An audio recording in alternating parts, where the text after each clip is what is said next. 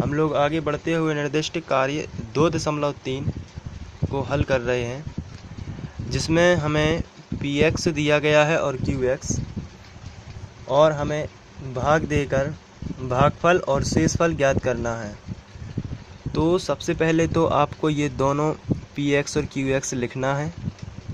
px बराबर x घन ऋण 3x वर्ग धन 5x माइनस 3, और उसके साथ में आपको ये दिया गया जो qx है वो भी लिख लेना है, x वर्ग ऋण 2।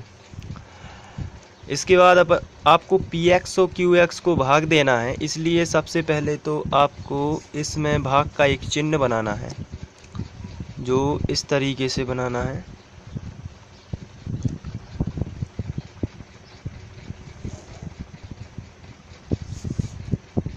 ये भाग का आपको चिन्ह बना लेना है।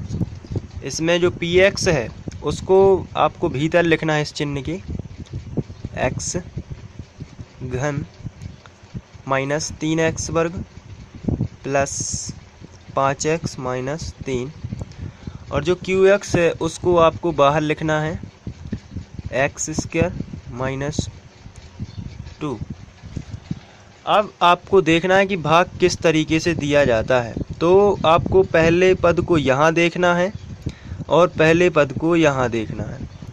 आपको दोनों में देखना है कि इसमें कौन सी ऐसी चीज़ है या कौन सी चीज़ की कमी है।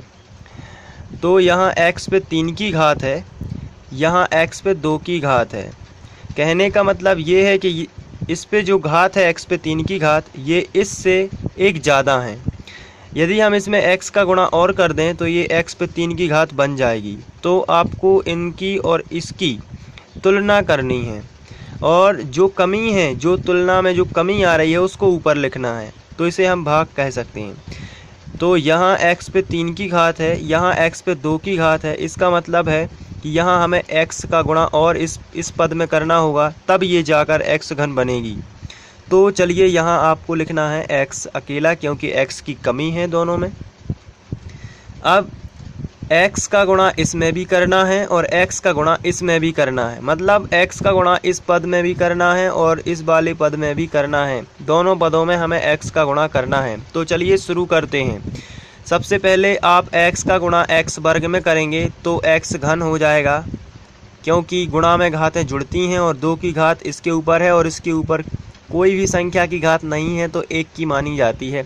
तो 1 की घात और 2 की घात हो गया 3 की घात, और ये हमेशा समान ही बनेगा, क्योंकि इसकी और इसकी कमी जो है वही तो हमने यहाँ लिखी है, तो ये समान ही बनेगी।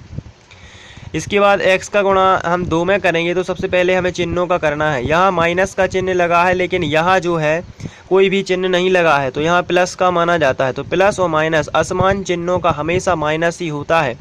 और 2 का जब x में करेंगे तो हो जाएगा 2x, तो हम यहाँ लिखेंगे 2x, माइनस का आ रहा है 2x।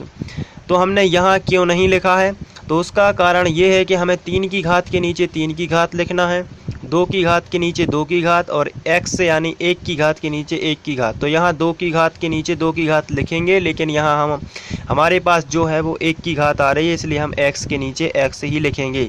और यदि हमारे पास यदि संख्या आती है तो संख्या के नीचे हम संख्या लिखेंगे, 2 की घात के नीचे 2 की घात और 3 की घात के नीचे 3 की घात, ताकि वो आपस में जुड़ या घट सके। तो इस तरीके से आपको करना है और ध्यान रखना है घात के नीचे ही घात लिखना है। अब इसके बाद हमें इन दोनों का घटाना करना है। तो घटाना की जो विधि होती है, हम लोगों ने पिछले विलोपन विधि में भी पढ़ी हुई है विधि, उसमें हमें जो चिन्ह होते हैं उसको बदलना होता है। तो नीचे वाले जो बहुपद होता है उसका हमें चिन्ह बदलना है। तो उसके लिए आपको कुछ नहीं करना है। जो नीचे वाला बहुपद होता है उसका सबसे पहले तो ओरिजिनल चिन्ह लगाना है कि मूल उसका चिन्ह क्या था। तो इसका चिन्ह कुछ नहीं है, तो ये प्लस था और इसका तो माइनस लगा ही हुआ है।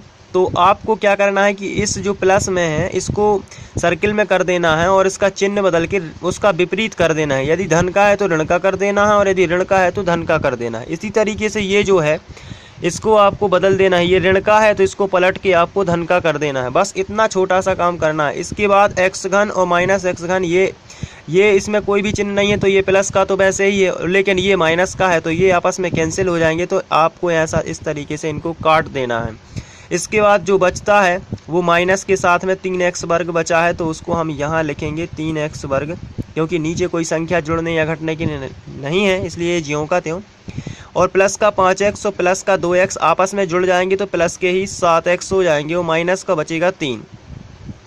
फिर आपको इसमें ऊंची घात देखना, सबसे ऊंची घात कौन सी है, तो आंसर है x पे 2 की घात, मतलब x वर्ग है। तो फिर आपको फिर वही चीज़ करनी है जो मैंने पहले बताई थी, आपको यहाँ भी पहला पद देखना है और यहाँ भी आपको पहला ही पद देखना है, और इसमें आपको इन दोनों में जो कमी है वो यहाँ जाके लिखना है चिन्ह के साथ में। सबसे पहले तो इसके पास ऋण है, इसके पास ऋण नहीं है, इसका मतलब है कि हमें यहाँ ऋण की तो कमी पड़ रही है।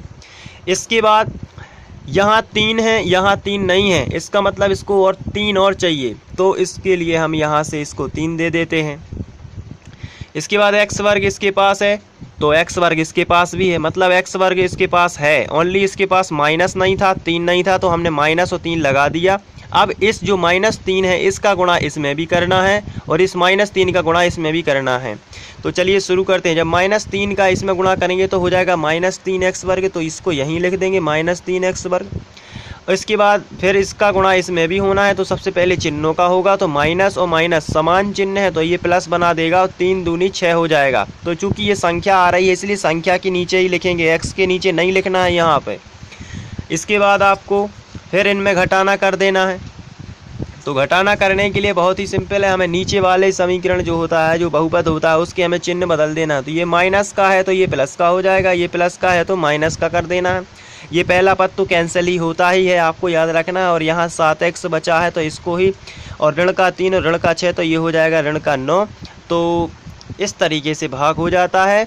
और भागफल जो है वो आया है, भागफल हमारा आया है x ऋण 3, जो भागफल हमेशा जो ऊपर हमें प्राप्त होता है, और शेषफल जो नीचे आया है, तो शेषफल के लिए हम लिखेंगे 7x ऋण 9, ये शेषफल आया है हमारा। तो